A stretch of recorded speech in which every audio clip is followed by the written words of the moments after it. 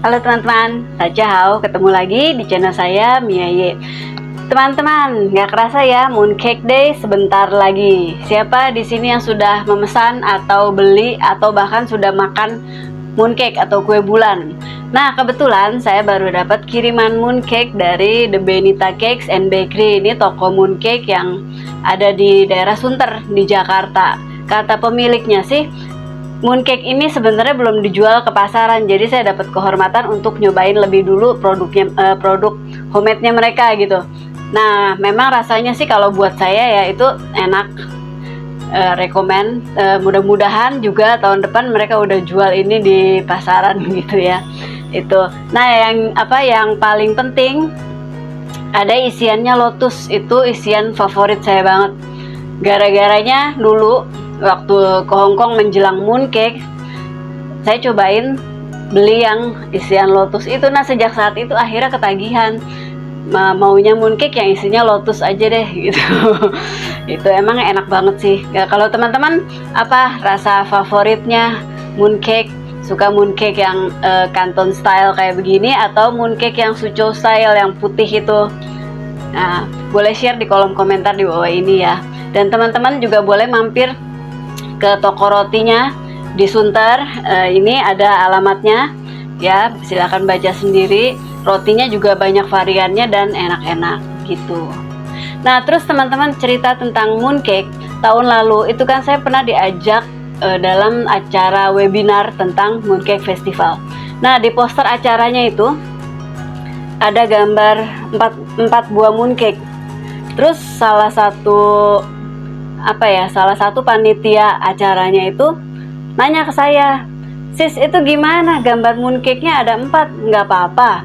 Nah, soalnya kan dalam budaya Tionghoa angka 4 itu itu banyak dihindari ya, karena kan penyebutnya mirip dengan yang artinya mati. Nah, terus tapi saya bilang, "Nggak kok, nggak apa-apa, ini sudah sesuai dengan cerita sejarahnya." Nah, kayak apa sih ceritanya? Yuk kita ikutin terus ya. Mooncake, kue berbentuk bulat seperti bulan purnama ini memiliki sejarah yang sangat panjang, kurang lebih sekitar 3000 tahun yang lalu, dan mulanya dikenal sebagai Taishi. Jadi awalnya kue ini sudah ada pada masa dinasti Shang. Ini dinasti yang berkuasa sekitar tahun 1600 sampai 1046 sebelum Masehi, sampai masa dinasti Zhou, dinasti yang berkuasa sejak tahun 1046 sampai 221 sebelum Masehi. Dalam kurun waktu yang sangat panjang tersebut, kue bulan ini kemudian dijadikan sebagai makanan sesajian pada saat upacara sembahyang festival pertengahan musim gugur. Sementara kebiasaan menyantap mooncake-nya ini konon dimulai sejak masa dinasti Tang. Ini dinasti yang berkuasa sejak sekitar tahun 618 sampai 907 Masehi. Nah, kemudian kue ini menjadi populer di kalangan keluarga kerajaan atau istana sejak masa dinasti Song Utara. Itu dinasti yang berkuasa sekitar tahun 960 sampai 1127 Masehi. Di akhir masa dinasti Yuan, ini dinasti yang berkuasa pada tahun 1271 sampai 1368 Masehi, kue bulan mulai menyebar di kalangan rakyat luas di Tiongkok. Kemudian pada masa dinasti Ming, ini dinasti yang berkuasa pada tahun 1368 sampai 1644 Masehi, dan pada masa dinasti Qing yang berkuasa sejak tahun 1644 sampai 1911, menyantap mooncake ini sudah menjadi kebiasaan umum. Nah, sekarang kita lihat sejarahnya apa sih mooncake ini. Yuk. Menurut catatan sejarah, pada masa dinasti Shang sampai dinasti Zhou di provinsi Jiangsu dan Zhejiang terdapat kue yang dinamakan sebagai Taishi. Kue ini mulanya dibuat untuk memperingati Wencong, sang penemu kue yang teksturnya tipis di bagian pinggir tapi tebal di bagian tengahnya. Kue inilah yang menjadi cikal bakal kue bulan yang kita kenal sekarang. Pada masa dinasti Han, ini dinasti yang berkuasa sekitar tahun 206 sebelum Masehi sampai 220 Masehi, seorang utusan bernama Chang Qian kembali dari tugas misinya mengunjungi Tiongkok bagian barat. Ia kemudian memperkenalkan biji wijen dan kenari yang dibawanya dari barat tersebut. Biji-bijian itu kemudian digunakan sebagai isian kue bulan. Waktu itu kue ini dinamakan sebagai kue fu. Pada masa dinasti Tang, Kaisar Tang Taizong memerintahkan seorang jenderal bernama Li Qing untuk memimpin pasukan dan menaklukkan Turki, sebuah negara asing yang terletak di belahan dunia bagian utara. Pada hari ke-15 bulan 8 penanggalan Imlek, Li Qing kembali dengan kemenangan di tangan. Kaisar yang merasa bangga atas kemenangan tersebut kemudian berinisiatif untuk mengadakan sebuah perayaan. Saat itu ada seorang pedagang dari Tibet menawarkan beberapa kue bundar kepada Kaisar sebagai ucapan selamat atas kemenangan yang diperoleh oleh Li Qing. Kaisar yang merasa senang menerimanya kemudian memperkenalkan kue tersebut kepada rakyat banyak dan menjadikannya populer di berbagai kalangan. Orang-orang kemudian memakan kue ini setiap tanggal 15 bulan 8 penanggalan Imlek. Waktu terus berjalan, tata kekaisaran Tang Taizong kemudian digantikan oleh Tang Xuezhong.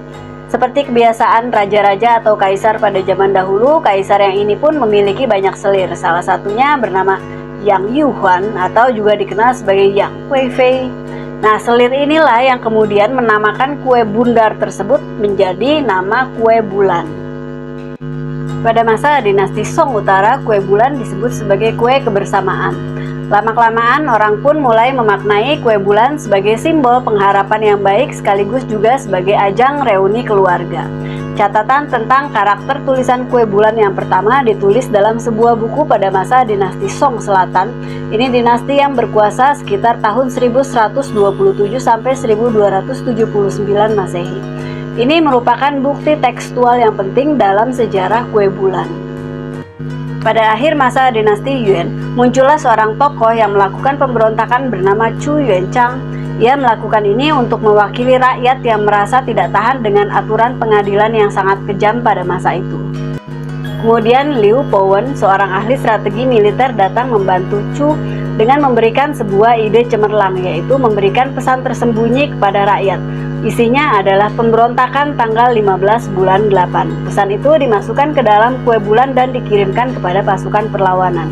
Nah, dalam salah satu versi cerita disebutkan bahwa pesan itu dibagi menjadi 4 bagian dan dimasukkan ke dalam 4 potong kue bulan, sehingga mereka yang menerimanya harus mencocokkan potongan demi potongan itu sampai terbentuk satu pesan utuh. Lalu pada hari yang ditentukan, para pemberontak datang dari berbagai tempat dan berhasil menjatuhkan kekaisaran Yuan. Chu Yuanchang kemudian berhasil mendirikan dinasti Ming dan menjadi kaisarnya. Ia memberikan hadiah kue bulan kepada para menterinya. Sejak saat itu, kebiasaan makan kue bulan pada festival pertengahan musim gugur semakin terbentuk lagi. Orang-orang melakukan reuni keluarga sambil menyantap kue ini. Nah, tadi yang 4 kue bulan itu yang saya bilang di awal, sesuai dengan gambar poster. Kenapa kue bulan itu ada di gambar poster ada 4? Nah, itu berhubungan dengan cerita pemberontakan Chu Yuanchang tadi. Kebiasaan menyantap kue bulan terus bertahan hingga masa dinasti Qing dan berkembang semakin luas lagi di kalangan rakyat. Saat itu kue bulan rata-rata masih dibuat sendiri. Sejak tahun 1900-an, kue bulan mulai marak dijual di mana-mana. Beberapa merek terkenal di Tiongkok bahkan bisa bertahan sampai 100 tahun lebih. Sekarang kue bulan semakin banyak lagi dijual di mana-mana, bukan hanya di Tiongkok tapi juga di seluruh dunia. Kue ini dijual dengan berbagai macam varian isian dan juga dengan harga yang berlainan, dari yang murah sampai yang paling mahal. Kue bulan dalam bahasa Mandarin disebut sebagai Yueping atau dalam dialek Hokkien Guepia. Di Indonesia, terutama di Pulau Jawa, orang terbiasa menyebut dalam istilah Hokkien Tiongchu Pia yang merupakan singkatan dari Tiongchu Guepia atau dalam bahasa Mandarin Chungchu Yueping, artinya kue pertengahan musim gugur. Di Tiongkok, setiap daerah biasanya memiliki kue bulannya masing-masing, jadi nggak ada yang sama ya, walaupun bentuknya sama-sama bulat gitu. Sementara di Indonesia, jenis yang paling populer adalah Suzhou style, yang memiliki campuran lemak babi, gula, dan tepung. Lemak babi dan isiannya ini kemudian banyak diganti oleh bahan lain sehingga aman dikonsumsi oleh semua orang. Maka jadilah kue bulan dengan isian seperti coklat, keju, durian, dan sebagainya. Contoh yang Suzhou style ini yang seperti ini. Nah, yang ini kue bulan yang banyak terdapat di Indonesia. Mirip kan dengan kue bulan yang Suzhou style, cuman mungkin isinya aja yang berbeda gitu. Belakangan kue bulan ala Kanton juga semakin banyak peminatnya di Indonesia. Bentuknya seperti yang ada di gambar ini, juga sama dengan kue bulan kiriman The Benita Cake and Bakery yang saya kasih lihat di awal tadi. Nah, selesai deh ceritanya. Gimana menurut teman-teman, menarik nggak sejarah kue bulan ini?